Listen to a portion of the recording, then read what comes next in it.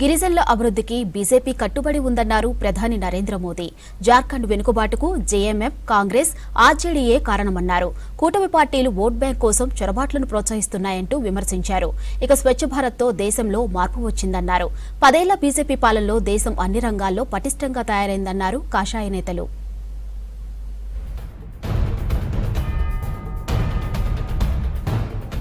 Jharkhand వెనుకబాటుకు JMM, Congress, ఆర్జేడీయే కారణమన్నారు ప్రధాని నరేంద్ర మోదీ.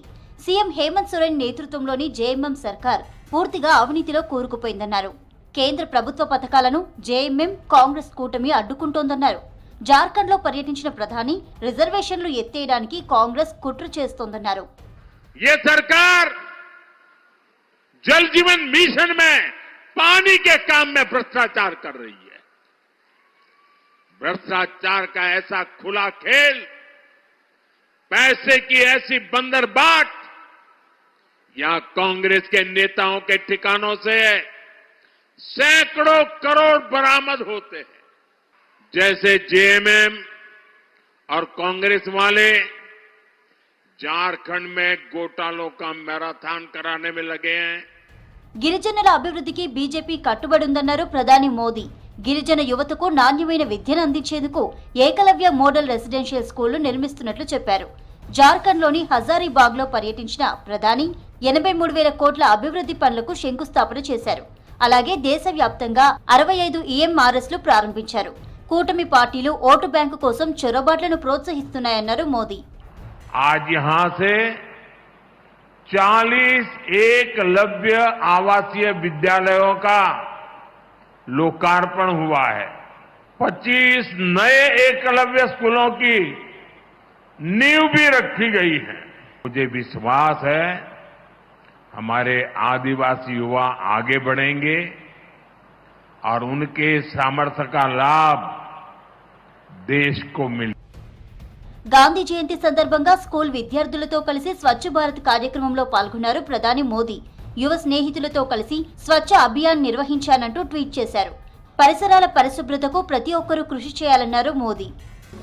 और वो पानी इस बोतल में भर के हर दिन स्कूल ले आओ और हर एक को कह दिया कि एक पेड़ तुम्हारा अपने घर से जो बोतल में वो अपने किचन का पानी लाएगा वो उसमें डालना ऊपर। और मैं जब 5-6 साल के बाद स्कूल गया पूरा स्कूल इससे भी ज्यादा స్వచ్ఛ భారత్ తో ప్రజల్లో మార్పు వచ్చిందన్నారు కేంద్ర మంత్రి నితిన్ గడ్కరీ. 10 ఏళ్లు నిరంతర కార్యక్రమాలతో పరిసరాలు క్లీన్ అయ్యాయన్నారు.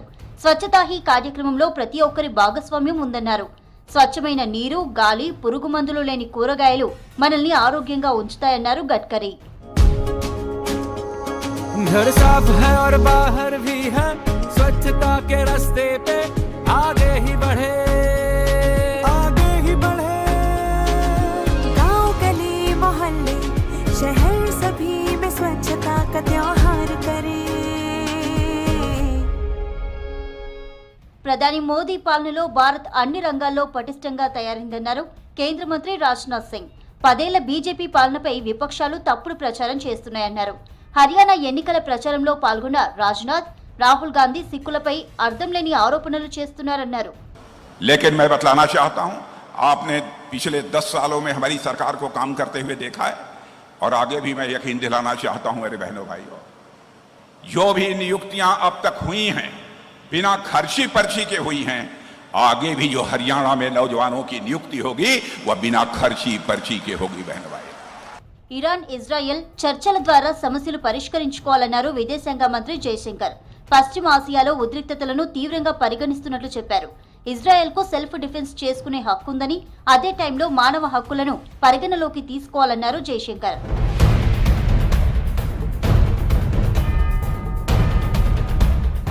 10 ఏళ్ల మోదీ పాలనపై విపక్షాల తప్పుడు ప్రచారం ప్రజలు నమ్మరంటున్నారు బీజేపీ లీడర్స్. హర్యానా, జమ్మూ కాశ్మీర్ ఎన్నికల్లో బీజేపీ గెలుస్తుందని ధీమా వ్యక్తం చేస్తున్నారు.